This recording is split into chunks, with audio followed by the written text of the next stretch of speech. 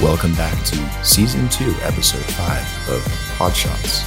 This week on the podcast, we have Corazon. She is an artist, writer, and creative from East London. She delivers a soulful take on modern genres like trap, R&B, and hip-hop. Her music encompasses tales of love, loss, and adventure. She was an awesome guest, and she really took us on a deep dive into the music industry. So I'm sure you're wondering, what was our liquor of choice this week? Well, we decided to go with the legendary Patron Tequila. I don't think much more needs to be said, so sit back, relax, grab yourself a drink, and enjoy Season 2, Episode 5 of Podshots.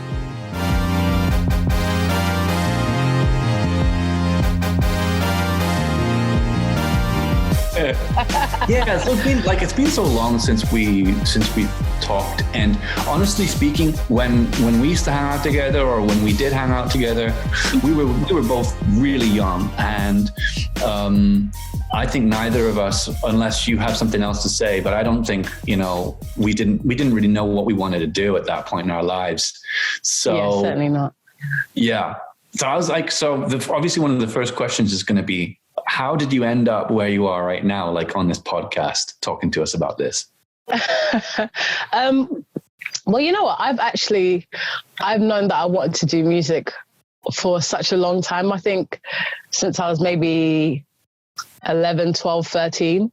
I went to stage school and stuff as well, but I really did have a lack of self-confidence. And I think it got to a point around my late teens, early 20s, where I had to decide, like, okay, either you're going to do this with all of your heart or you're not going to do it. And at that time, I made the decision not to do it. I was like, I'm not going to do music, basically. I don't think this is for me, coming into that kind of industry is very judgmental. There's loads of things anyway. And then I got to about maybe 24, 25, and I just realized that there was nothing else that I wanted to do. I think it was abandoning my dream that made me realize how much I wanted it, basically, because I started doing my events career and going down the hospitality route. And I realized that nothing else actually makes me as happy as when I'm just writing a song by myself or when I'm in the studio. But I've been recording for about 10 years now. So it's been a process. It's been a process, certainly. Yeah. That's fascinating. I guess some people always know and they just go for it, and they take every opportunity they can get and they have no fear. But like me, I went to Royal Shakespeare Theatre Academy when I was about 16.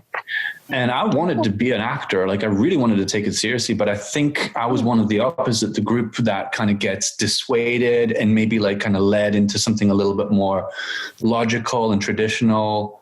And I kind of gave it up. And there are times that I think, what would have happened if I just kind of, stuck with it or gone back to it. But it is amazing to see that you're like actually really doing this. I mean, some people play with it, but you're really doing it. Yeah, like for real. And I'm doing it by myself as well. Also, just to say about your acting, you're not dead yet. So, keep it on the horizon, okay? Samuel L. Jackson became famous at 45 after being a crackhead. So there's hope for all of us, okay? Oh my God, he was a crackhead? Yep. Exactly. That's cool. I mean, not that he was a crackhead, but it's cool that he was able to, you know what I mean? Yeah, exactly. It's good that he was able to change his life around and look at his life now, it's amazing. So if he had given up before that, then he wouldn't have everything that he has now. So that I always think of that story when I think about my music, and I don't give myself a time limit for how this is supposed to happen or how my success is supposed to look. I just got to keep on going towards that goal and it will kind of manifest itself, Mm-hmm. Yeah. Regarding your music, how did you overcome some of that lack of self-confidence that you were talking about? Like, was it just like persevering through it, or did you have like certain things you did, or is it just time? A little bit of each of those things. I think recording kind of gave me an opportunity to to get used to my voice, first of all, to get used to being in that kind of environment. And then I had to start thinking about, because I used to have really bad stage fright. A lot of people can attest to this as well, that I used to have really bad stage fright. And I had to really examine the reason why I was getting shy on stage, because I knew that when I was by myself, I could sing certainly good enough for my friends and my family, but I could never translate that onto a stage. I always used to get scared. And I realized it was because there's some part of me that felt like I didn't deserve to be up there. You know, there was some part of me that was doubting myself and being like, you know, for some reason, it could be a stage full of people, but for some reason, I don't deserve to be up here, you know? So, and I also changed the content of what I wrote. I think when I first started writing music, I was trying to write music for other people, things that would be popular for other people. And when I started talking about like my vulnerability, which is my main thing that I do in my music, it became a lot easier. It became really therapeutic. It became like almost like telling a poem on stage, as opposed to me feeling like I'm going to do, you know, Beyonce Bootylicious and you got to perform and stuff. I was just like having a personal moment with an audience. And I think those are the things that helped me. And yeah, just lots of recording as well. Lots of recording. What kind of music do you actually make, just so that people are aware? Because I personally, I've listened to your music, but I don't know the full spectrum of it. I couldn't tell you myself, to be honest. But I would say it's always soul influenced, basically. So it might be trap soul, it might be electric soul, it might be hip hop, it might be even pop. I like rock a lot. I like soft rock and like pop rock as well. So I think the soul part will always be my lyrics, because there'll always be something that I feel or something that I'm passionate about, or something I've experienced, because I take a lot of my lyrics from my experiences or from my friends and stuff as well. A lot of processing pain as well, because I'm quite a happy person in real life, but my music is my place to be vulnerable. I think I'm quite happy and strong and bubbly and stuff in real life, and there's not that many opportunities for me to be vulnerable. So like, that's my favorite place to be vulnerable. And it's also just to let other people know that they can be vulnerable in their music. I feel like, you know, nowadays most music is really, it's let's have fun and let's have sex and let's do drugs and let's live while we're young and stuff, when I feel like it's an opportunity to really connect with someone and, you know, say something that's important. So I think the soul is the main thing in all of my music, no matter what kind of instrumental it is for me. I like everything, you know. Has music always been an outlet for you for that purpose? Certainly, yeah. My dad loves music, my parents in general, but my dad used to listen to a lot of like Phil Collins and Michael Bolton and Madonna when we were younger. Who else? Tina Arena and Cher. He really liked pop rock, basically. And I feel like maybe if you've listened to that kind of era of music, you might hear it in my music a little bit.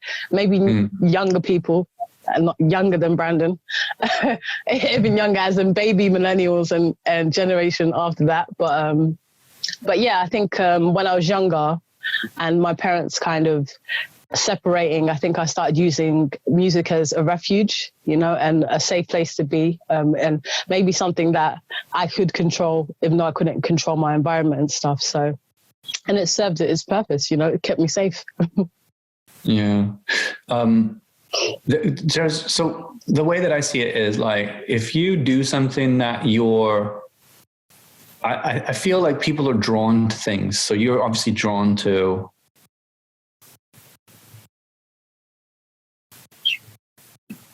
writing music and seeing it through and seeing the fruits of your labor, and it's therapeutic for you, like you just said.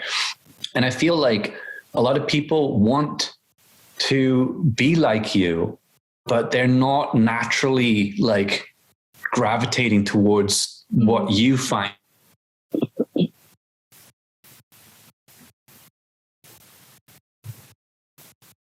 from doing your music or like making money.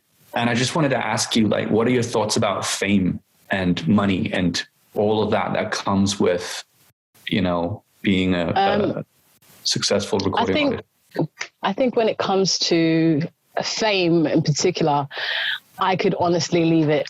The fame part of music is probably the least attractive part of the industry to me. The idea of everyone kind of being able to identify you and having access to you, and you having to limit how you communicate with other people, how you react to other people because you're a celebrity. I think a lot of people think that because people make music or movies or because they're in the spotlight, that these celebs or famous people kind of owe them something, which I don't think is really fair. You know, I think people they make music and they do these things because they love them, not because they want to answer to the world about everything that ever goes wrong in their life, you know. Even they cheat on their partner and they feel like they have to tell the world sorry, you know. So I've never really appreciated that, because I think people are entitled to have their private life. And so I will definitely strive to have my private life if I ever become famous, you know, but I certainly want the money. I definitely want the money. I can't give me the money, basically. Yeah. The aspect of it. Clement and I have definitely talked about fame a few times on the podcast, and even outside of it. It's not fun for a lot of people. It creates so many issues. It just kind of takes away all your privacy, your personal life. You know, you can't do anything normally. You can't just walk down to the store. You can't have a normal interaction. You almost have like an obligation to the public to, you know, maybe apologize for certain things or be open about certain things. It's gotta suck. So I hope that I'm never famous like that, ever. Yeah. I co-sign all of that. You're absolutely right. I don't think it's for us to decide or have a say on what necessarily happens in someone's personal life. Maybe if it's something political, you might have to obviously speak out about it. But if it comes to, you know, the struggles that they're going through, then I feel like you shouldn't have to justify yourself to anyone. But the internet is relentless, so you're going to feel like you want to have to explain yourself. But that's one of the benefits of being, you know, older, coming into this industry, is that I know how to set my boundaries. So if I don't want to explain something, or I don't want to do something, or I don't want to give that part of myself away to you, then I'm going to do everything I can to keep it to myself and kind of reserve my own mental health for my own well-being, you know, because I've watched it happen to a lot of artists, especially a lot of young artists, that have been sucked into this industry and they're just abused by it, you know, used and abused by it, and maybe no protection from the outside world, from the media and stuff. And so I tread cautiously with those kind of things because I want to protect my own mental health, you know? Right. There's a really interesting side of this conversation. And before we jump into that, because it's a whole, that's like a whole rabbit hole right there. Do you want to start taking a shot of this beautiful drink that we have here? Mine's bigger than yours, Clement. Yeah, you know, size does matter. I mean, you know, let's be honest. But I'd have to disagree with that statement, sir. But you know, it's the motion in the ocean, and this will get my ocean moving. You are bringing so much joy to listeners and viewers everywhere. So we have Patron tonight, and this is do you know what? I said to you earlier, Brendan, that I've tried it too, but I'm actually thinking now, I don't know if I actually have ever tried Patron. That's actually interesting. Like straight up? Huh? I don't think I've ever tried it. Crazy. Ooh. Well, this is a good place to start. Yeah. It's a good place to start. And what are you going to drink with it? Are you going to take it as a shot, Corazon, or are you just going to mix it with something? Oh, I'm going to do it with, like a sailor, straight up. You know, wow. Mama didn't raise no punk. No, okay? That's good stuff. I think we're all on the same page here. As soon as I get the bottle open, of course, because I'm an amateur. Oh, yeah, I've got the bottle apparently. Yeah, it can be pretty tied in on there. And then you always do a cocktail every single time. No, I'm doing it straight this time. I'm going to play the game. I'm doing it straight. But the thing is, I would rather do... Yeah. I'm going to leave shot for a second. It is a shot glass. I would rather do this than, like gin, because that just screws me up. And you. Patron is really good to shoot because it's smooth, but if you're talking about fine tequilas, Patron, you probably don't want to shoot very often. One, it's expensive. Because you're kind of wasting a really good tequila. You might as well drink it straight up. Yeah, I think like every shot is like about $4 or something, right? It's just like taking $4 shots. Yeah. How are you doing over there? Did you manage to? You'd think that I had never worked in or managed a bar ever. This is just embarrassing. All the bars I've ever worked at, and I couldn't get a bottle open. It's terrible. Is yours like a cork one, or is it like a? It just had a lot of plastic on the top. That's why. But it is a cork one. Okay. I can do this part. And I've got a little. You see my little cup as well. Nice. I love that shot glass. That's so cute. That's amazing. It's too bad you guys aren't here because I've got 3 of them all together. So we could have been doing this, That's like, what is it? Like from Dia de los Muertos, right? That's like almost like a Spanish style holiday celebration cup. Chupito glass. I'm sure traditionally it is, but it's from the last bottle of tequila that I drank. Yeah. Okay. It was a freebie. But yeah, right, it definitely has a kind of Day of the Dead vibe. Yeah. Are you ready? Cheers. Salud.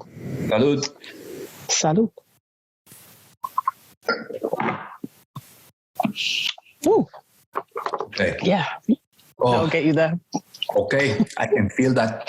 So this one is definitely, that's a lot more powerful than some of the other ones that I've tasted. Oh, this is lovely, actually. Yeah, it's sweet, but it's not too sweet. And it's kind of smooth too. Yeah, it's quite smooth. There's no aftertaste. And tequila is my favorite. So the other ones taste like. We're going to have to feature the other flavors as well, because I feel like this one's not as sweet as what I would like it to be. What's your preferred alcohol of choice, Clement? When it comes to spirits, actually tequila. I do like tequila the most, but I think I like the agave, like the red, the more like the with the reposado versions of things, and what is this one? Oh yeah, it's true actually. This one's silver. Reposado is nice actually. Yeah, it is. Yeah, you know your stuff. I am a tequila connoisseur. I really am. I do love a bit of tequila. Yeah. Wow. I'm the first one to be like, let's get shot scales. Yeah. I was telling someone, it's not the kind of drink that you grow up liking, but when you settle into it, it's like so nice. And there are some drinks I don't think you really ever settled into. I never settled into drinking vodka straight. I just couldn't do it. I don't know. There's something about it. Yeah, for real. I mean, beer in general, I've never settled into that life. You never settled into that life. Is not for me. Yeah. Cider, yes, I love a bit of fruit cider, but beer, I will drink it if it's there and I have to. But that's because of uni, and you just drink whatever you can, Yeah. No, I was saying that that beer life is not a good life. It's it's a gassy life. It's a flatulent life. Exactly. It's a fast track to having a gut, and that's just not a look that I'm trying to go for, No, exactly. Yeah. But on the subject of, sorry, go ahead, Brandon. Unfortunate though, because in Colombia, like a 6-pack of beer is like $4. So cheap. Prices. It's definitely an economist's dream. Yeah. Yeah, exactly. I can understand why you drink beer then. I mean, I can't beat $4. On the subject of what you were touching on before, though, which is why we started to take shots, because I was prepping for it. But you were saying that people are in industry, young people especially, are kind of pressured into, doing things that maybe aren't really in line with their best interests. And we can see this across the board, and you can tell us about the music industry, but in terms of the film and the TV industry, it's huge. It's sparked the Me Too movements. It's put multiple people in prison or taken them out of work. I mean, even just recently, I think 2 weeks ago, one of my favorite comedians, Chris D'Elia, who is a New York-based comedian and super funny, super hilarious, has his own Netflix special and, is on Comedy Central. And he had, multiple women come out and talk about how he was preying on them sexually. They're 17 years old, for example.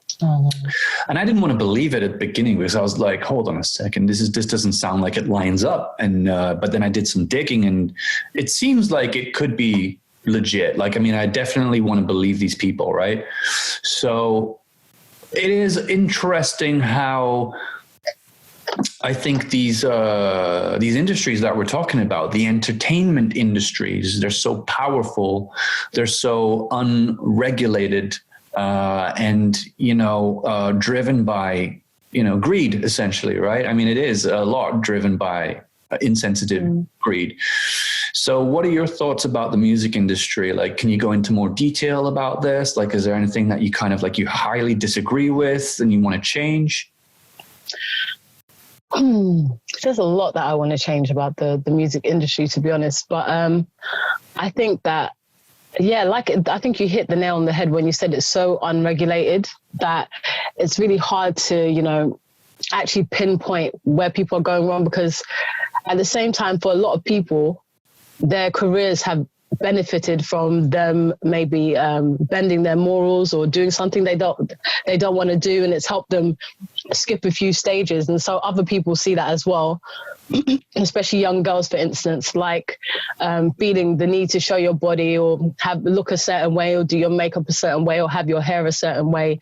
And they see other people reaping the benefits of these mega artists reaping the benefits of doing the same things, like sexualizing themselves. And I do feel like it's everyone's right to, do whatever they want with their body and to sexualize themselves as they feel fit. But I wish that this industry didn't reward it so much, because it means that people that actually have something of substance to say, they don't get the same kind of audience as someone who's just half naked, just talking about nothing, really. And again, I defend anyone's right to talk about nothing or something, but it's unfortunate that the person with less substance will be rewarded more financially than the person who has something positive to say or something good to say, or maybe doesn't look a certain kind of way, doesn't look like the typical standards that you would get in, especially certain like hip hop and R&B and urban music in general, but pop culture in general, I wish that there was more room for people that looked, had an alternative look, but fortunately now it's happening, and that's part of the reason that I was inspired to get into, to really commit to making my music work, because I started seeing more females that look like me and that have my skin tone and who aren't a size 10 or size 8 and stuff, alternative beauties with alternative voices that don't have necessarily the same thing to say as everyone else. It's great to feel yourself and say, I'm a bad bitch and stuff, but that's not what I want to say, and that's not necessarily what I want to hear. And I want there to be more celebration for women like this, But fortunately, there's people like, Adele and Amy Winehouse, who really their vulnerability is what made them so popular. It wasn't them being half naked and stuff. Amy, obviously, her story is a little bit unique, and she got seduced by the life, and who could blame her? But it's their vulnerability that drew us to them, and that's why their music will last way longer than so many of these emerging acts and these pop acts, because they have substance, Right.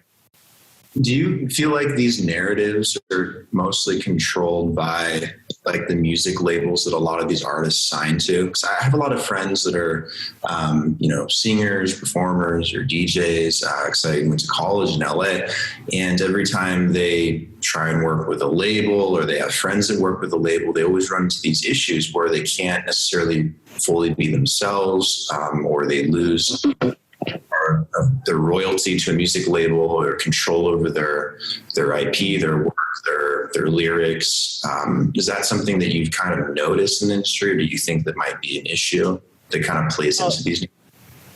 Yeah, definitely. And I would say that's one of the biggest benefits of aiming to be an independent artist as opposed to a signed artist. Because if you're an independent artist and you just seek publishing, you might just seek publishing with a particular record label. then you can still have creative control over everything that you're doing. But, you know, a record label sees you as an investment, as in something that they're paying for, and they want to get their money back out of you. And you've kind of signed that contract in certain ways. And when you don't fulfill it, unfortunately, they have that power over you to stop you from doing other things. I don't know if you guys remember JoJo, the American singer, really amazing, came out when she was like 14, 15, and then got into problems with her label and couldn't release music for almost a decade. So that label has just, you know, derailed her career in ways that can't even be repaired, you know, and it's really unfortunate because I'm sure there's something that they wanted out of her that she was not willing to give. So it's like, do you want your integrity or do you want money, basically? And that seems to be it's always the bottom line. It's like, okay, do you want to be rich and famous and have a lot of your problems go away right now, or do you want to be poor with your integrity? You know? Yeah, I think I remember hearing Keisha went through something simple, and I do remember JoJo, by the way, and she did have some really good music. Amazing. That's shocking to know, though. I didn't know that. I didn't know that she spent had spent 10 years battling something or being silent about something because she couldn't say anything. I feel like that kind of thing shouldn't happen. You know, that shouldn't be. I get how contracts need to be upheld. Like, I understand that contracts mean something. They need to. It's just part of doing business, right? And living in a society where you have, you know, you can expect a certain outcome. Like, you know, you've got security, you've got like an outcome. Yeah, fine. But I feel like that could be one of the things that we've talked about being a regulatory problem, where there was no oversight when that contract was drafted. It didn't have to abide to certain standards, and, you know, maybe the industry isn't representing artists in the way it needs to. Maybe it's not acting in their, you know, in best interests enough. As, let's say, for example, like the Citizens Advice Bureau helps people understand what kind of rights they have in terms of being hired by businesses. And yeah, that's fucked up. Who wants to live for 10 years not being able to do the work they know they want to do? That's fucked up. And that they're so talented in doing as well. JoJo was so talented. So many of these artists are. But yeah, and that's actually a good point about the Citizens Advice Bureau. It's perhaps if there was an independent body that was here to regulate and oversee these contracts. But contracts are one thing, at least those are arguable. But when it comes to coercion and making someone do something that they didn't want to do, it's not like you're holding them down and forcing them to do it. You make them think that it's what they want to do. So it's a really gray area of manipulation for young girls. Or this is what everyone does to become famous. This will get you where you need to go. This artist did this, and then you make that young person believe that this is actually what I need to do to become famous. Whereas there are artists that have had fame that has nothing to do with labels and stuff, like J. Cole, who are just really authentically themselves, don't care about what the labels say or what people think about them. They're just going to write about their experience. But I think because those kind of artists are so rare and few and far in between, that everyone feels like they have to do this. They have to adhere to this culture of sexualizing themselves, or even men feeling like they have to get involved in this hyper masculine kind of attitude, even when they're doing pop music and everything. It has to be, I'm the strongest, my sex is amazing, et cetera, et cetera. And it's even, so it affects men as well. It's like making them feel like no other messages are valid. You know, let's just make vapid music. Like, this is how you make the big bucks. But, you know, that's not the route I'm choosing personally, but I do sympathize with the people that have come through that road. And some people come from a position where they have so little, so they don't have much to lose.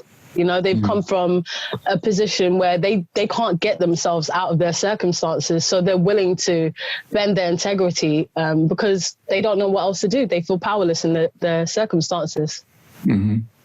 Yeah. Do you think it might have a lot to do with the fact that they're young and just don't have that kind of representation? Because like take Taylor Swift, for example, or Lil Wayne, like two of probably the most popular artists of the past couple decades. You know, they've definitely dealt with this issue where they've had their IP controlled by a label and been told what they could and could not produce. And even if they wanted to leave, and then they couldn't take their songs with them or any of their work. Yep. Yeah. losing tons of money to royalties, and a lot of them, they sign these deals when they're super, super young. They're really talented, but they don't have the same representation. They don't have the money or the fame yet. I think a lot of them just get locked up and taken advantage of. I mean, do you think it's just partially because they're too young and don't have the right people in their corner to give them advice?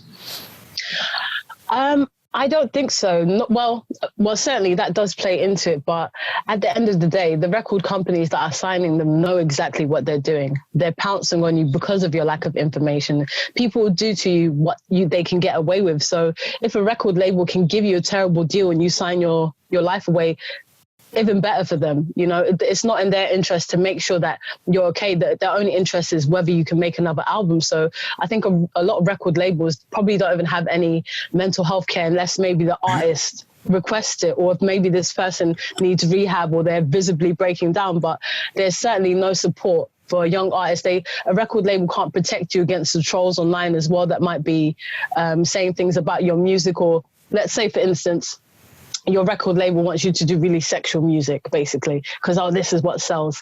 And then you do it. The record label is not going to stop all the hate and the abuse you're going to get in your DMs and people assuming you're that kind of person, even though you could be the most conservative individual, but you're just doing what your label tells. That there's no protection for that individual, and the label couldn't do anything if they wanted to. So it is in the label's hands to safeguard the artist, but they never do. That bottom line is always money.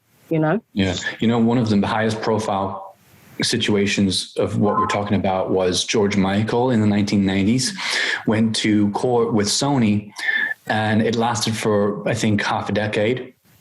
Oh, wow. Maybe, yeah. Well, ultimately he lost. Even someone with his stature wasn't able to rewrite the conditions of the contract. And the contract was basically saying, he had to abide by their rules. He had to make music along the lines that they wanted to make, and he wasn't able to express himself as an artist. But he lost that battle, and it cost him 5 years, more or less 5 years of his career. So I think what we're seeing here is that before you sign a contract, before you get into bed with a record label or anyone for that matter, I think there needs to be more light brought to the potential impact that signing a contract like that could have on the life of a performing artist. So until that happens, I feel like more people are going to make that mistake. And the rule of law basically says you got to do it. You got to abide by the contract. And that's unfortunate because once you sign that dotted line, that's it. Exactly. And I actually, over the last few years, I've almost signed to 2 small record labels, basically, that will go unnamed. And each time I signed the contract, and then I got this really dreadful feeling because I thought, once I give this contract in, that's it. Because even if I don't want to go and work with this label, I might not even like what they end up doing with my music or the direction they want to take me. It means they can prevent me from working with someone else. And some of the stipulations about their ownership over my masters, over songs that had already been recorded, that had already been produced and mastered, like they didn't have to get, but they still wanted half of the masters, which is just greedy. You want half of something that you had no part in. So can you explain that? Because I don't think a lot of people know what you're talking about. What do you mean masters? What does that mean? Oh, it's just the ownership of the song, basically. Right. So they're just saying that the masters is ultimately the ownership of the song. So they're saying they have 50% of it. But the reason that they wanted to sign me is because of a song I had already released, and they said, okay, we want to re-release it. But I said that the song is always... Yeah, the song is already created, first of all. I took my money and my time and found a producer and found a record studio to record it in and got it mastered and then did a video by myself. And then you want to come off the back end and be like, well, we want 50% of it. And I understand getting return for your investment, but I would understand forthright if you want to say, okay, any music we make from this point, we want half of it.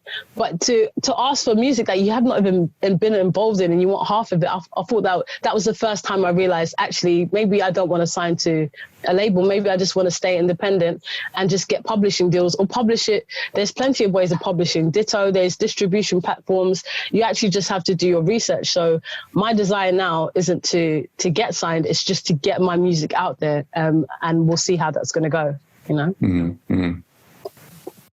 we talk a lot about predatory behavior. And to me, that is classic predatory behavior. I mean, it's one thing to prey on, women in industry and actual real people for physical reasons, for sexual purposes, but it's another thing. Sorry, what am I trying to say here? I'm trying to say it's very similar, if not just as bad, to prey on people in terms of their future and their potential, and just take things from them without actually having even earned those things. And to me, I think about it like this. If you said no to them, think about all the people that said yes, and think about how many people they approach like this. I mean, they could have hundreds or thousands of people on their label, and half of them have said, yeah, you can have my previous songs. You can have 50%. They didn't have to do anything for that, and they're not regulated to have to answer to that. So to me, that's just completely fucked up. Absolutely foul, and you're precisely right. And that's why before you sign on that dotted line, you should certainly seek advice from any friends that you think will be, knowledgeable on that kind of thing. So I did ask my lawyer friends, I asked people from the music industry that I thought actually this person would know. So I did just get a little bit of advice. Anything that I didn't understand, I highlighted it and I asked my friend, I said, what does this mean? And they were like, that's terrible. And I was like, thanks. And that's all you need, someone to kind of look out for you and be like, yeah, that's not going to make much sense, Coco, or have you seen this and stuff? So basically, yeah. I was just like, at the time I was so excited, I'm going to get signed. And what that actually means, it's not the same. You get so caught up in the hype. You're like, okay, someone's going to invest their money into me, et cetera, et cetera. No, it doesn't even necessarily mean that, you could have done better by yourself if you had some faith in yourself. So, yeah. I see a lot more people going the independent route nowadays. I think that has a lot to do with these distribution platforms, whether you look at like SoundCloud or Spotify, Amazon Music. They give you so many more ways to reach an audience without having to go through a label and get stuck in a contract like that. And that's not just new artists too. Take Joe Rogan, for example. He just signed a multi-year contract deal to be exclusive on Spotify. And essentially he doesn't have to change anything he does, because Spotify's millions of dollars just on ads alone. They don't have to control them. They don't have to tell them what to do. They just want to run ads simply and have that exclusivity. I think there's going to be some huge changes in the near future with how artists reach audiences and how they go about getting these contracts and getting these benefits they would traditionally get through like a label, but with these bigger public companies that necessarily don't want to maybe control their work and how they do things, but just want to make money running ads versus dictating everything they do and everything that comes out of them. At least I hope that's the direction it's going. So, it'd be a lot better and solve a lot of these issues. Don't you feel like that's one of the real issues with Hollywood as well, where executives for certain movie companies and production companies will unnecessarily weave themselves into making decisions on micro things in movies, like, oh, you should say this, or this character, or the storyline should have this in it. I don't think it's good enough right now. And they are not. I think the more I read into that, the more I realize how they're basically fucking up their own investments, by getting in the way of the creative vision of these directors and these people, these producers. So, I hear what you're saying, and I totally agree with you. I mean, there's just too much micromanagement, and there's too much. I think there's too many, and tell me if I'm wrong, Corazon, because you're in the industry, we're not, but I think there are too many cooks in the kitchen, and I don't think it's necessary. I feel like this is an ego trip for a lot of people. They want to prove themselves. They want to assert their power because it makes them feel important, when really they should be taking the back seat and letting the creative people build their production, and they can sell it after that.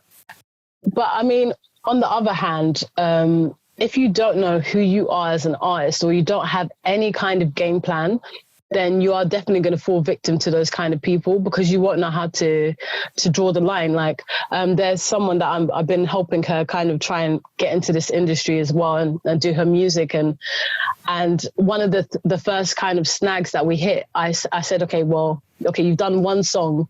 What's the plan for the rest of the year? What's the plan for 2 years, 3 years? Are you just going to do one song every year, or just because it gives you a little bit of, I'm like, if you want to do this music thing, you should be writing every day, every week. I write like 3 or 4 times a week. Like I write average like 3 songs a week sometimes more than that.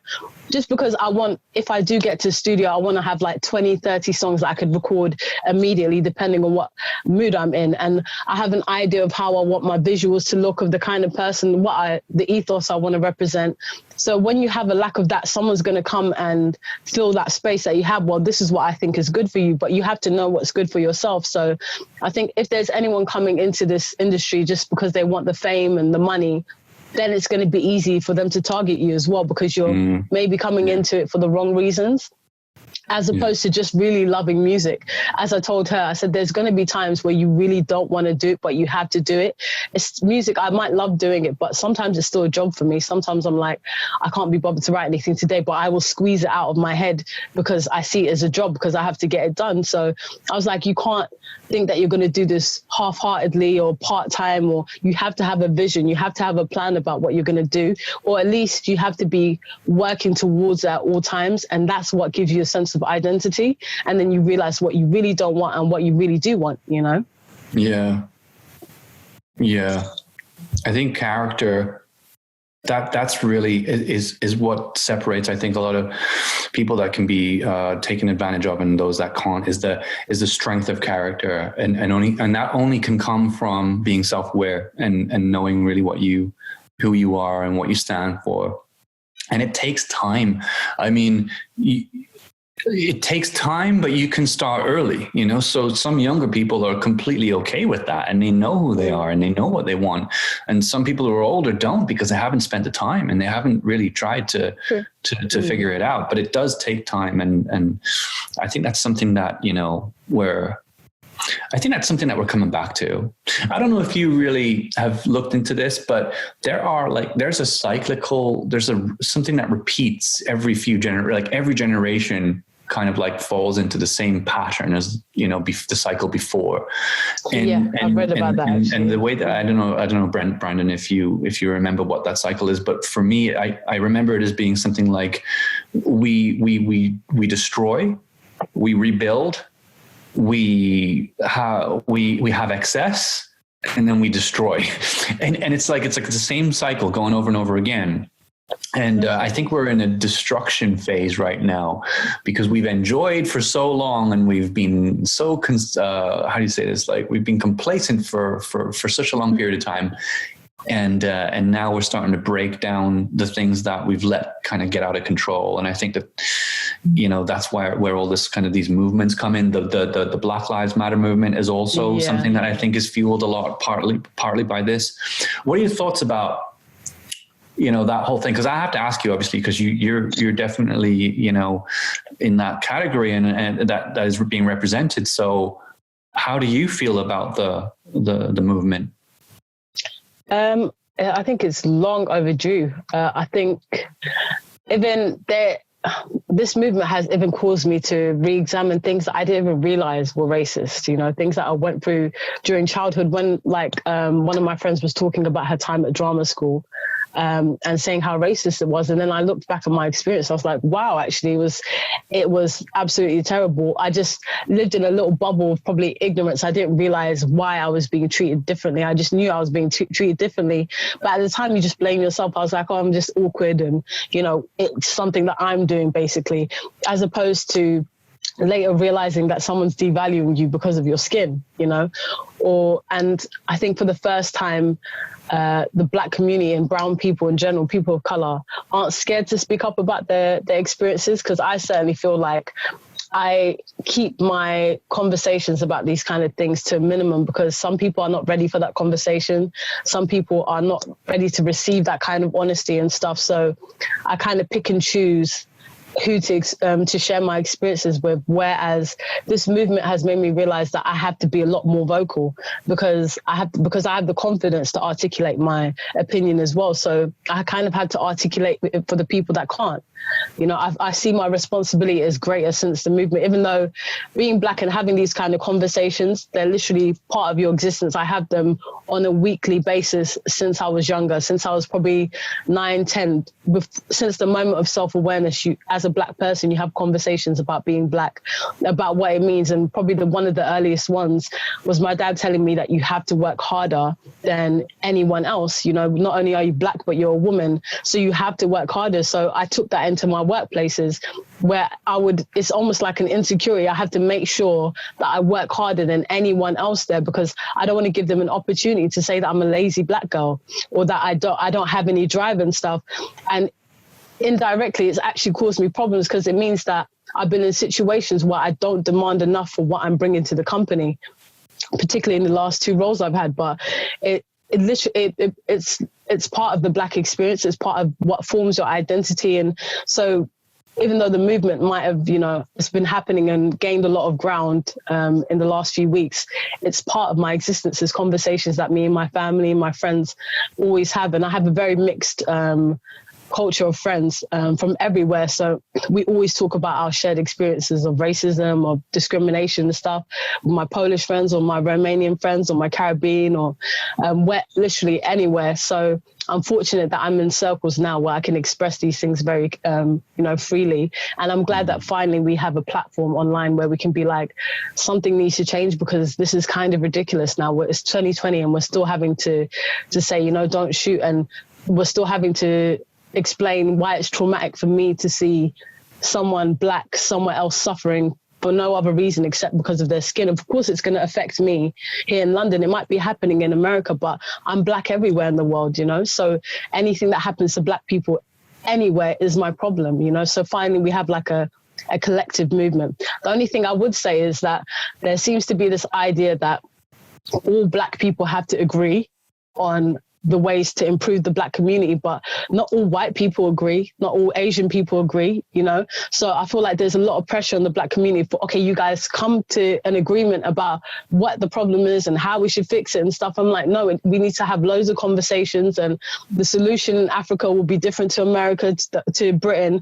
We have to, but what we can collectively agree is that this has to stop. We all have different ideas of what the solution is, but what we can collectively agree on is that it has to stop, you know? How big is the movement in the UK versus like,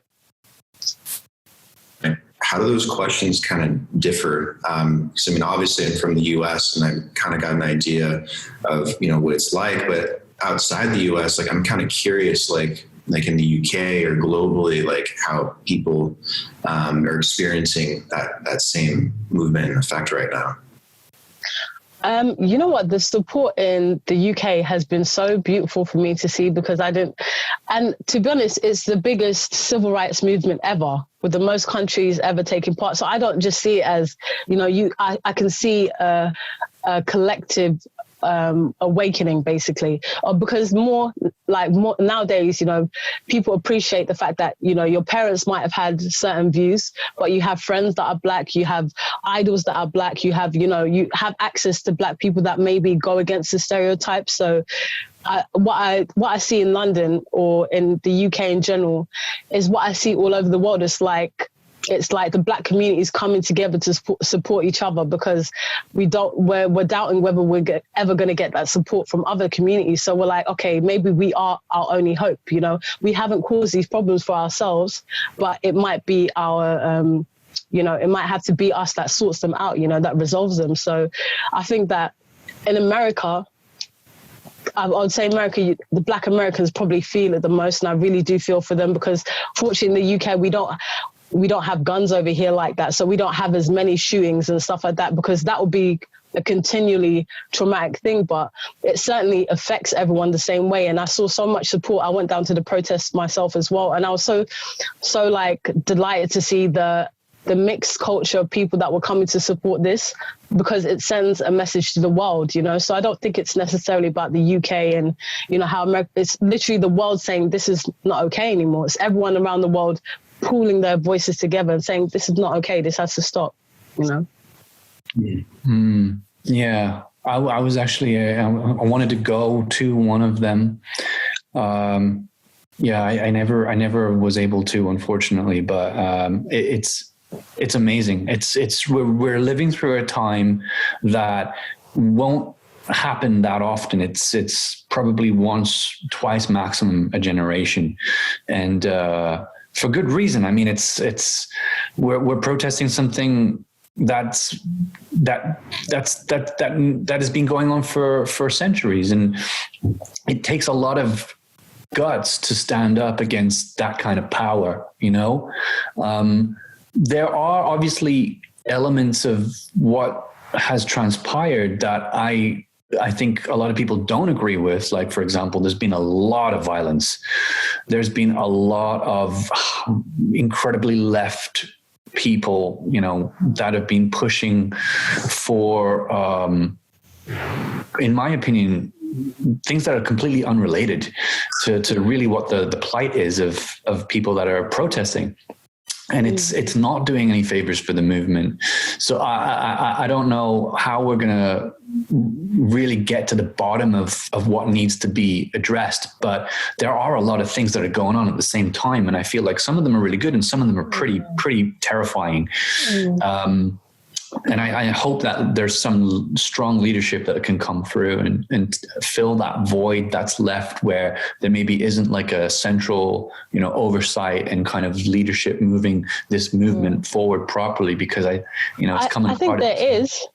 I think that, well, now there's kind of the Black Lives Matter leaders in the UK and in France and in this and that place. And even when it comes to violence and stuff within the movement, there will always be opportunists. First of all, in any movement, there'll always be opportunists. There'll always be people trying to corrupt something that is good. And also, everyone has different ways of expressing their pain, you know. So for someone might see looting and stuff and not understand how it relates to, marching and how it relates to civil rights. But, you know, when they had the civil rights movement in the 60s, they looted for 6 days, and on the 7th day, they got their rights. You know, it's only when they start, and before that, they were asking very politely, to have rights. They're saying that, you know, we're human beings, we want to vote, we want to be treated fairly and stuff.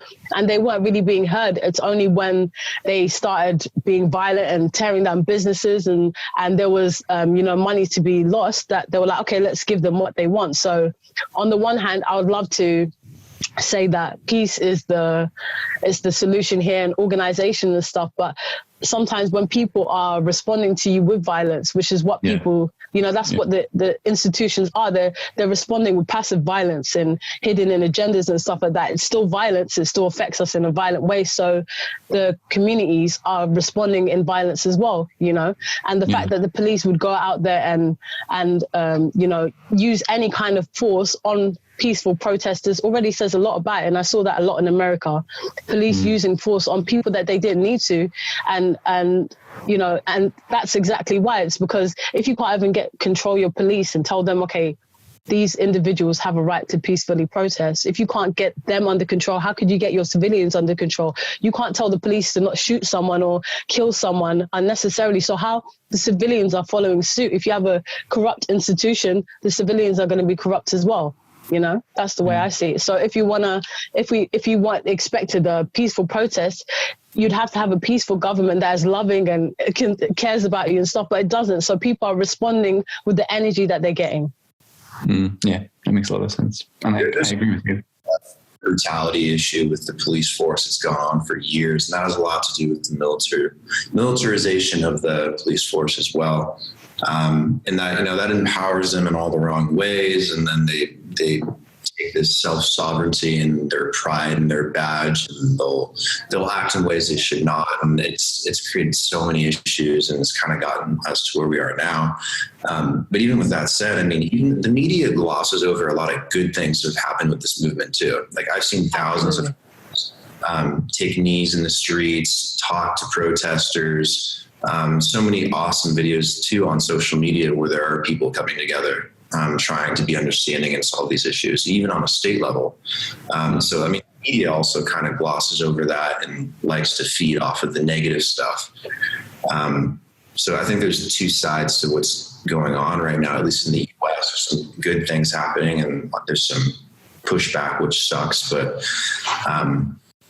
it's just awful that we have to go through this issue in the first place, even in 2020.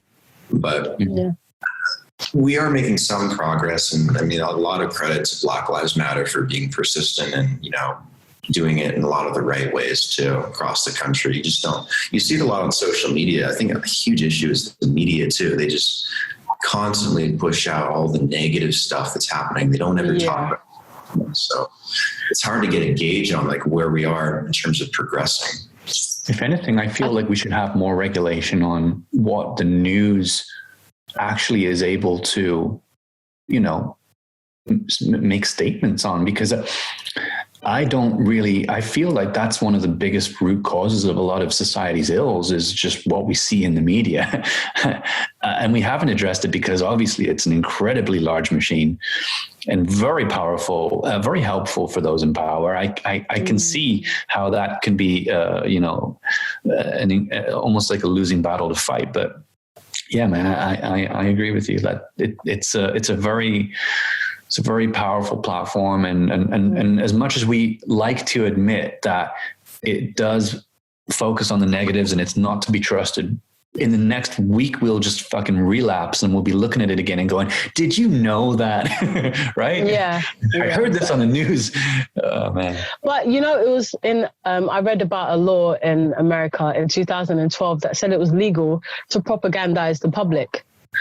So that kind of already says what the aim of the media is. The internet, if anything, is providing a reliable source of real life videos and witness accounts and stuff. But the media obviously has its own political agenda. So we can't really trust BBC. I don't even watch that kind of news anymore. I actually go and source my own news. I go into the internet. I double check my sources and double check those sources again, because you just can't trust the media, unfortunately. There's always some kind of agenda, even if it's just trying to fit a theme, because this week this is something that is popular, so let's hone in on this. But the internet is where the real knowledge is at. That's where the revolution shall be, on the internet, basically. And I hate this, but social media is healthy in this regard. Because it is. One hashtag and you can find everything you need to know about a movement or what's going on, or a certain situation, versus, you know, if you turn on CNN or Fox News, you get an agenda-based reel of content. Social media is first-person account news in a lot of ways. I mean, if I take a video or post a photo of what I'm seeing, like here in Medellin, that's better than any news station that could, you know, twist that narrative. And you get hundreds, thousands of people, at these protests or marching or standing for something and these movements. That's the best kind of news source you can get, because they're actually on the ground. You're seeing what's actually happening without the narratives. I'm going to butt in here, guys, before we continue. I would like to suggest another shot of this to keep the buzz going. Let's do it. Okay. I think we're all ready. Oh, no, you're not ready. Brandon and I have already poured our shots. So we're just waiting for the next opportunity. Sneakily pouring shots. Okay, I'm ready this time. Yeah, we do. We've done this far too often, I think. Evidently. Seasoned professionals. I can see that. Yeah. All right. Well, cheers, everybody. Nostrovia.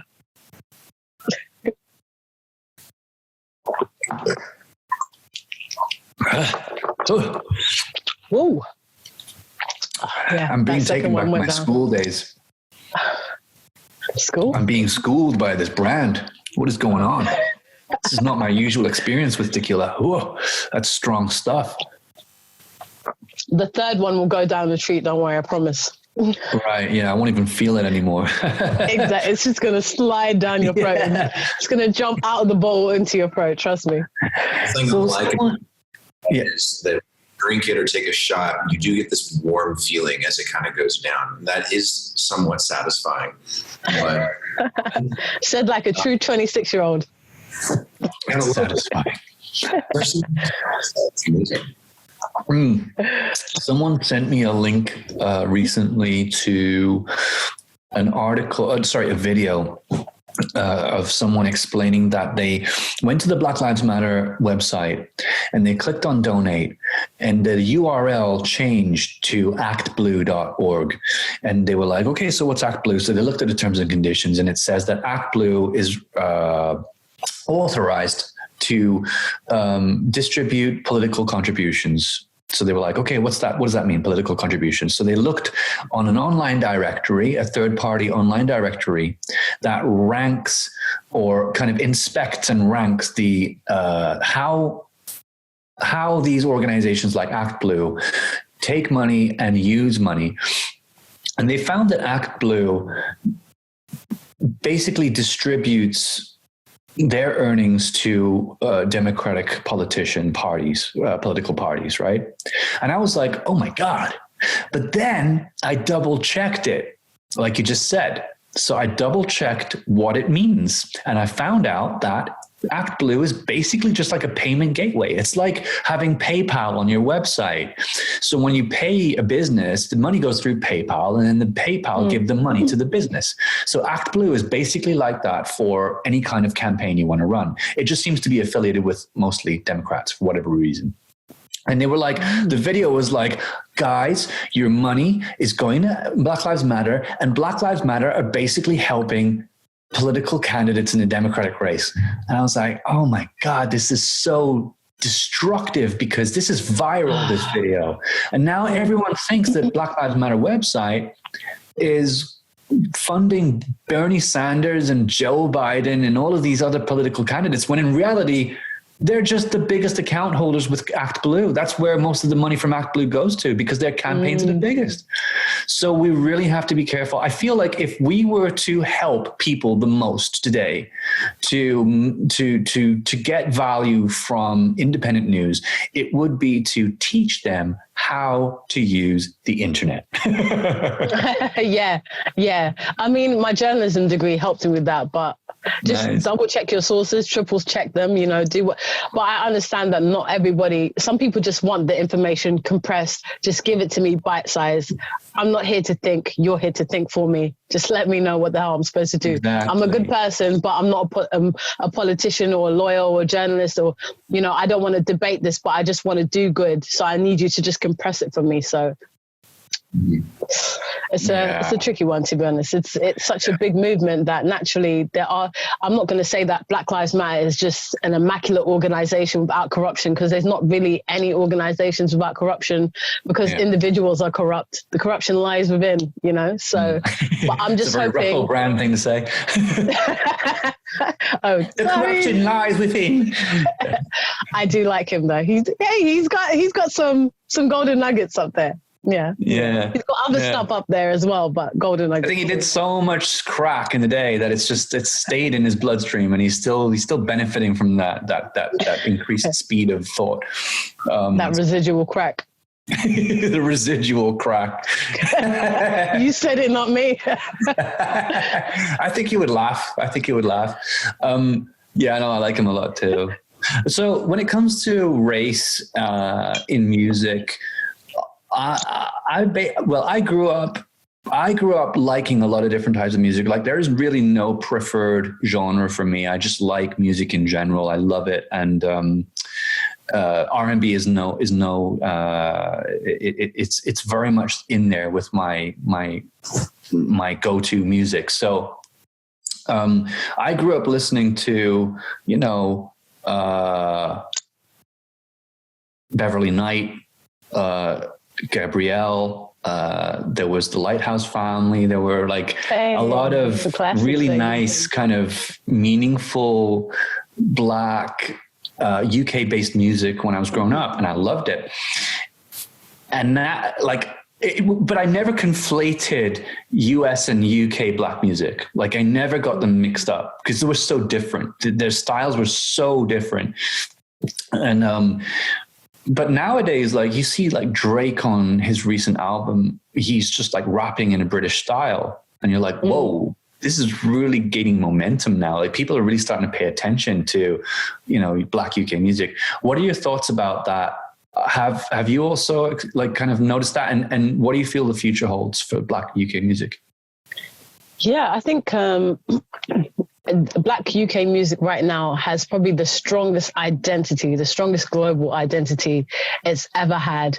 And for once, we're not looking to America to try and aspire to be like them or to copy them. We're literally just doing our own thing, basically, which I really do appreciate.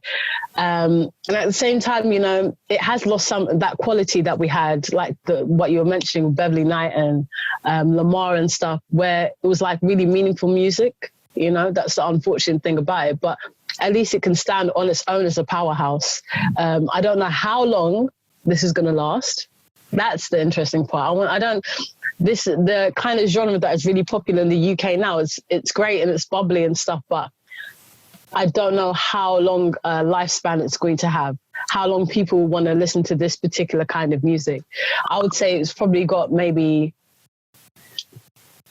if 10 years on it, then, you know, before they kind of get bored and move on, because we had UK Funky House, which was really popular in the UK for a while. And that was another powerhouse for the UK as well. That really put us on the map. But just like that, Funky House died and all the artists that were within that genre, they disappeared. We don't know what the heck happened to them. And yeah, stuff. like New Jack Swing as well just died. Like, I mean, there's so many different phases of music. I think it's just normal, right? I mean, we can't like the same thing forever.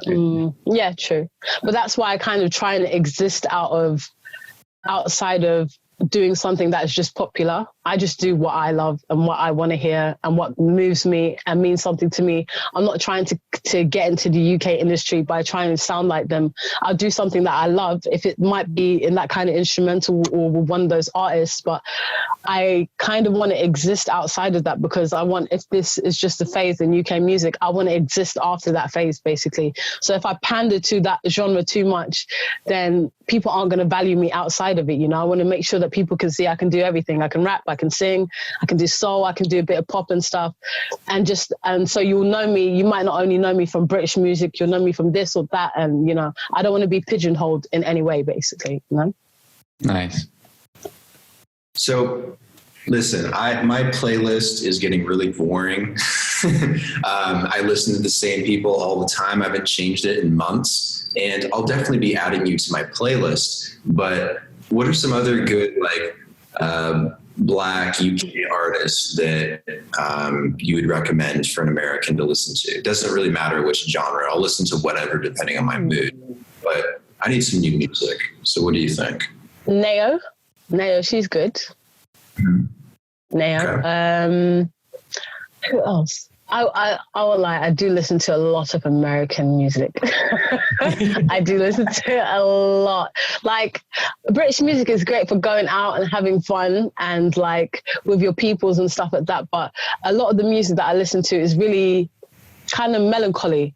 It's even if it's something that you dance to, it's like dark and beautiful, basically. And that my music kind of reflects that. So I like her. I like Ari Lennox. So anyone that's kind of adjacent to that, basically, then I'll listen to them. I like Sonda, and, you know, I just like music that makes you think, basically. And there's not that much of it in the UK right now. So we're having a good time, but we're not thinking very much. You know what I really appreciated about Apple Music, and which is why I subscribed to Apple Music before I changed to Spotify. And I'll explain why I changed, but I subscribed to Apple Music simply because they did a campaign and it was an expensive campaign. They had people like Pharrell Williams, Elton John, and a bunch of other different established artists, all the way through to like Josh Homme from Queens of the Stone Age, who were hosting their own radio shows. They wanted to create a radio platform where these people could host and share and discuss and kind of opinionate on things. And I thought it was great. So I subscribed to Apple just to get access to those shows. And I was listening to Pharrell Williams, and he had a show called Other Tone.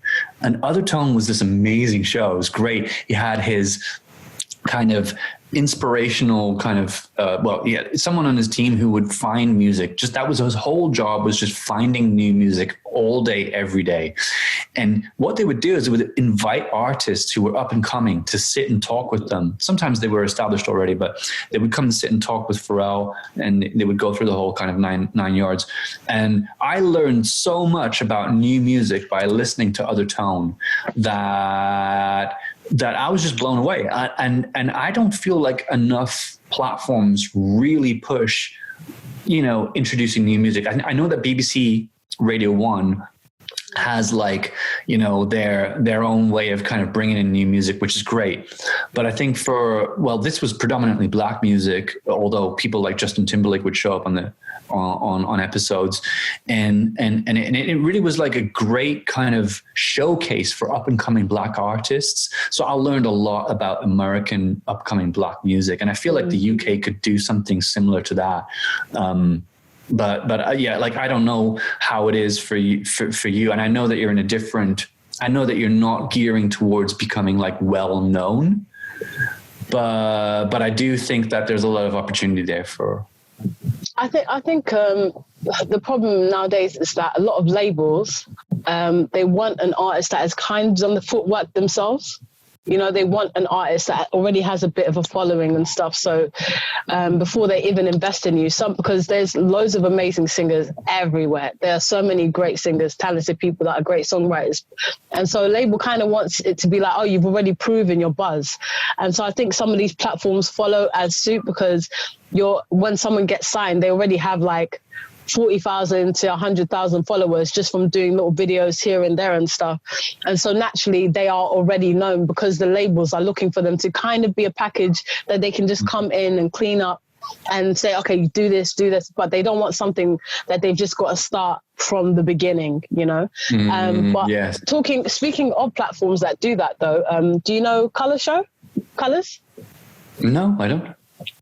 I recommend both of you to watch Colors on YouTube.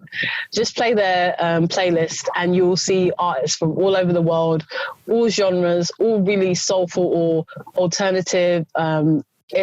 And some of these artists don't even have a following. Some of these artists have a really small following. I've gone to check some of them out, and it's really aspirational, because I'm like, hey, you got followers like me. I'm expecting them to, because their video has like 1 million+ views, I'm expecting them to have been in this industry for a long time, but they're emerging. But Color is giving them an opportunity, because they can see this person is really talented, can see that whatever they offer musically is unique. So I would suggest both of you. I know, Brandon, you were saying you're looking for stuff for your playlist. Color show. Yeah. Dude, this is a good opportunity. Like, this is actually a really good opportunity, is to set up like a platform for artists where they can, I mean, really, truly, I think it is. Like, there's something lacking because we see it in Hollywood a lot, where the same actors and actresses keep playing, in the major movies. Like, it's like a tightly knit group of people, where if you want to star in the big movies, you need to be part of that clique. And I feel like the top 10 in the UK is also partly similar to that, where, if you want to appear in the top 10, you got to have an established audience, you got to have an established brand and a deal in place. Like, I mean, shit, there's so many fucking artists out there that are like up and coming, but they're just so good. And what you're saying right now is basically outlining the need to have a platform. How do you feel like up and coming artists should market themselves if they don't want to just become a part of this machine that's already existing, and they want to break free from it and they want to set up something new? Be yourself. Just set that standard from the beginning, that I'm going to be myself in every situation. If I'm on stage, if I'm in a meeting, the person that I am right now is the person I am literally everywhere. I don't really have to curve the way that I'm just swearing less, just in case. But other than that, This is just Coco all the time. So it's like, when you have that standard for yourself, when you realize that in every situation, you should just be yourself, it starts to reflect in other parts of your life, in your music. When you only when you're focusing on, you know, the quality as opposed to the monetary gain, or, you know, where it can go, just think about what it is that you want to express, what you want to say, and what your heart wants to say. And I feel like that will get you further, because at least, you know, if you fail, then you know that you did right by yourself and you stayed true to yourself. But I would hate to do all these things and that a label would ask me so that I could be more marketable, and then get there and actually still not have any success. That would be really disheartening, to do all the things that a label would want of me and then still people aren't feeling it. But maybe the route that you were on originally, which was more authentic or rustic or less, you know, marketed, it's more like relatable. That's the word I'm looking for. Maybe that would have been the better route for you. So I say in all situations, just be yourself, because if I'm going to make a mistake, I want it to be because it's a mistake that I made, not listening to someone else's advice. Right. And you can't really, like, you don't feel like you need to blame other people for it. Yeah. Exactly, because I'll be so angry if I follow your advice. I'm like, look, do you see what you did? Yeah. Do you see? Look at my life. I'd rather be I'm like, going to give you Coco. advice. You probably shouldn't. No, I'm not going to do it. You can give me advice on other things, just maybe not the music Just industry. not your music career. That's fine. Funny enough, that's actually something that's come up in the last few weeks, where a lot of people have tried to give me advice on my music career, but they don't. You can tell me your opinion, but to give me advice on what you think I should do when you're not making music either, you haven't got the same goals as me, you haven't done this kind of thing before, I would be really angry if I followed your advice and then it took me on a different path and stuff. Who are these people though? Are they like family members or colleagues, or just the artists? Friends and colleagues and acquaintances and stuff, and just people that I've known that have kind of but yeah, just people that have been watching my journey as well. A lot of people that are like, oh, you should have made it by now, you should have been signed by now. Oh God, I hate that shit. Yeah, who said I'm even looking to be signed? That's not what you're projecting maybe what you want from me, but that's not even necessarily what I want. To say, oh, someone the other day as well was like, oh, you need money to I'm like, everyone needs money. Like, what? Why are you giving me this useless advice? I mean, we all need money for marketing. The world is about endorsements, so we know that already. But that's not the path that I'm trying to go on. If I just wanted to be marketable, I would have done that already. You know, there's certain ways you can do it. You can just follow other people's formulas. But evidently, I want to do this a certain way for myself. So, you know, thanks for the advice, but I don't need it. Not you, but you. Those societal expectations that people will put on you, like, why don't you have a job? Why aren't you in medical school? Why aren't you doing this? Why aren't you doing that? It's just, God, it gets so annoying. It's like, can't anyone just be creative and do what they want in life? It's like, Exactly. It's not money. I mean, money can come from all different kinds of sources, but like, geez, why do you have to be shamed for doing something different? I hate it when people do that. Yeah, one of the biggest proponents of like doing your own thing is Gary Vaynerchuk, and I come back to him a lot because he's such a powerful influence for young people. And he basically says, you know, you have your whole life to get into a 9-to-5 job. And you don't want to be trying out new things when you're like 50 years old, because you don't have the same, you can't take the same risks. You've got a family, you've got kids, and you don't have the same energy. So just go out there, fucking try everything you can, and then find something you enjoy, and then just like be genuine. Don't try to be anyone else. Just be yourself and be your own voice. And that's the value you bring to the world. And everyone goes through a phase where they try to be someone else. And I feel like that's a learning curve. It's almost like they're doing it because at the end, the lesson is don't try to not be yourself, you know, like fucking, that's a bad idea. So I highly agree with that. Very much so. I always say that actually, that's absolutely correct. I've got my entire life, well, the rest of my life to settle. But this time that I have right now is for me trying to make my dreams come true. And if I fail, then I fail. And I can go and do whatever kind of job pays the bills. And I respect and understand people that want stability, the kind of life that the way that you've been raised, or maybe you just crave that and you want that safety net. And I absolutely understand that.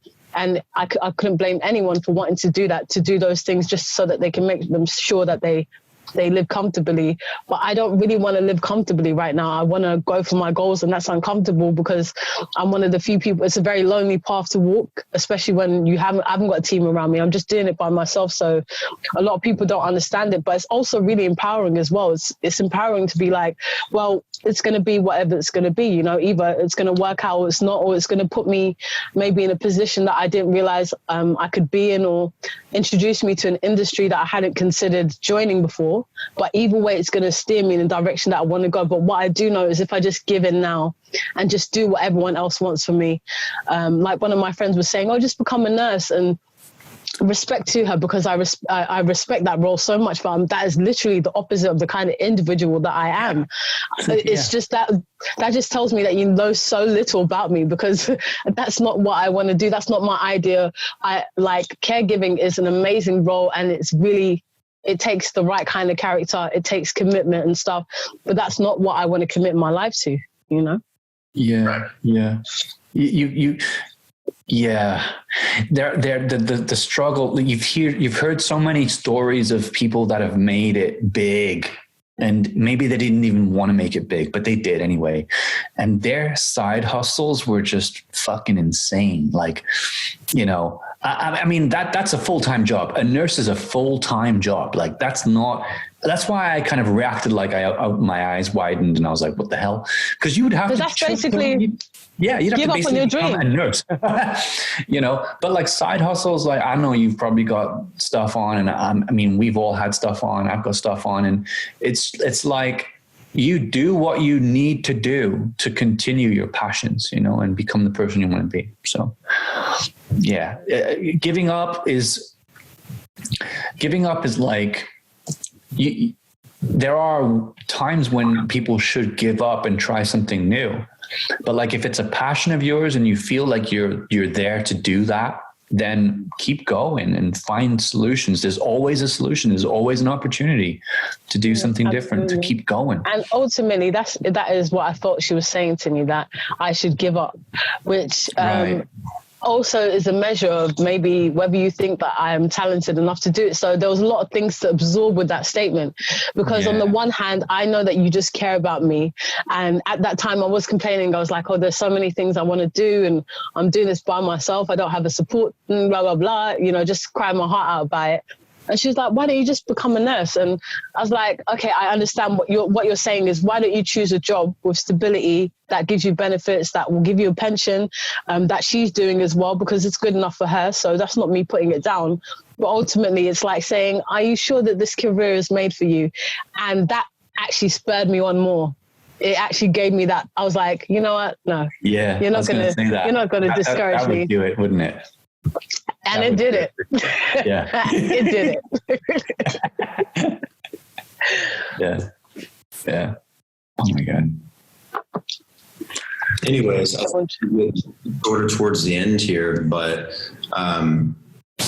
in terms of your music, like where can we find some of it? Like, what platforms do you distribute on? Are you on Spotify or Apple? I'm actually in the process of getting my music distributed, but right now it's just put on YouTube. My first project, a lot of people didn't even know that I sung, or that I write, or that I rap, that I do anything, really. It was like an introduction to me being an artist. A lot of my friends that knew me for like 10 years were like, I didn't even know that you sang. And I was like, I kind of didn't know that I sang either. This has been a learning journey for both of us. But right now it's on YouTube. It's officially Corazon. Anyway, if you want to find me anywhere, just type officially Corazon on the first in the Google search. Boop, boop. But I'm about to sort out my distribution, so I'll be on Apple Music, on Spotify. My next project is going to go up there, so hopefully everyone checks it out. Gotcha. Completely random question. I noticed you have the Galaxy S20. Do you like it? Is that a good phone? You know what? I actually got it as an investment for my music videos. Nice. Yeah, because I was like, okay, just for the camera. I was like, I can't afford a $4,000 camera right now. So what can I do? What can I do within my means? And the previous videos that I did them on an S6. Okay, I did a pretty good job. Yeah, exactly. Not Only bad. one of the videos did I do on get a professional camera lady. She was amazing, Nuzia. But other than that, they've all been just on my phone. So I was like, imagine if I got an amazing phone, what I could actually accomplish with that. So yeah, that's why I decided to invest in. And Samsung is life, okay? Samsung is life. It's close to my heart. Sorry, I can't do eye trash. No offense to anyone who might have an iPhone. Are you calling trash now? Is that what this is? I'm not saying that you're trash. I'm saying you like trash. Well, that's different. I don't take it so personally anymore. No, the camera on the Samsung is amazing. Even on the S10 Plus, which is the one I have now, it's fantastic. In my opinion, better than the iPhone camera. It is better. Yeah, it is better. But my opinion is a little bit biased. Yeah, I just don't like iPhone. So. Yeah. An S20, or did you have an S10 before that? Previous, I had an S9 actually. I did have, where has it gone? Yeah, my sister did give me an iPhone to use, but it didn't take to my spirit. It just didn't, it doesn't sit well with me. I was like, I need to go back to Samsung because I feel like I'm living a double life. So this is... Yeah, I used to be an Android user before, and I loved them, and I still do. And I saw that Apple really improved their interface, which is one of the reasons why I didn't use Apple anymore a long time ago. So I went back, started using the iPhone, and there are things generally speaking that I think are better than Android, but there are things that I think Android does a lot better. And this is a very expensive phone. Let's just be honest. So you have to balance the pros and the cons. I may very well get an Android for my next phone. It really depends. But the gap between DSLR and phones is like closing rapidly. And I would never buy, if I was a photographer, I would buy a DSLR, but because I'm not, I would never buy one. I would just buy a really good phone, and then I would have it for lots of different reasons, just like you did. So yeah, I think phone cameras in general, including the iPhone, are really good these days. But the Samsung, your Samsung now for sure, Corazon, are much better cameras than the iPhone. I was actually aiming for the S10 anyway, because I was still happy with my S9, honestly. It gave me life. It did everything that I needed to do, long battery life as well. So I was actually aiming for the S10, but the lady on the phone, she got me with the upgrade. She's like, if you just get this for a little bit. It's like, fine, give me the S20. Bitch, stop helping me. All right, guys, let's do one more. Hey, let's do it. Cap it off. You're going to have a good evening. I'm going to have a good evening. Brandon's going to have a murky day.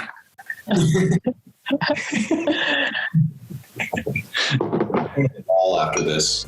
On the last episode, funnily enough, we had an ex-CNN journalist, and she was drunk the whole day, and the whole day after was destroyed for her. And I felt really bad. And I was like, this is in no way a representation of what Podshots wants to accomplish in the world. Are you sure? Yeah. You're sending mixed signals there, but okay.